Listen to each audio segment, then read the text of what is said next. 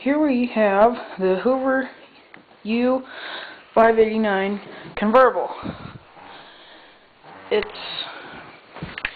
screw holes for the hood broke, so I put duct tape on them. This vacuum was not cared for very well, apparently, and it's in crap shape.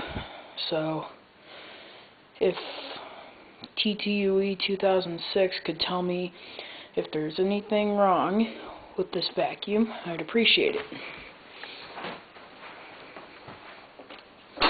Now this is a U589, so here it goes. Cleaning up crap.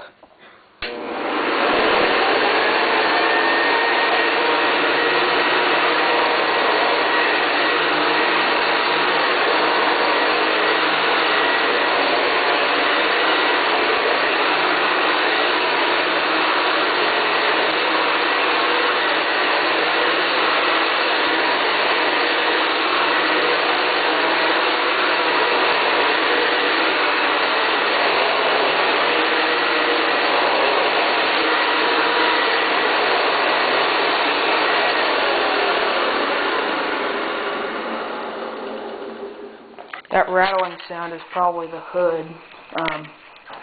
It's a metal base, really cool.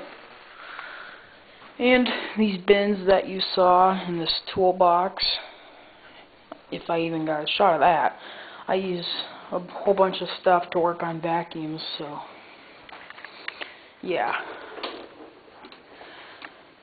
We have a very good Hoover convertible model U589, a non-working Hoover Elite 350 with a top fill bag because I decided to tear it apart and kind of mess it up. So this is self-explanatory. Needs motor and fan. And there we have a crappy Bissell, which you can buy those at Walmart. Pretty cheap plastic crap, made in China. And there's a really dear and true Eureka Sanitaire. It works okay, it's just, it needs a new belt.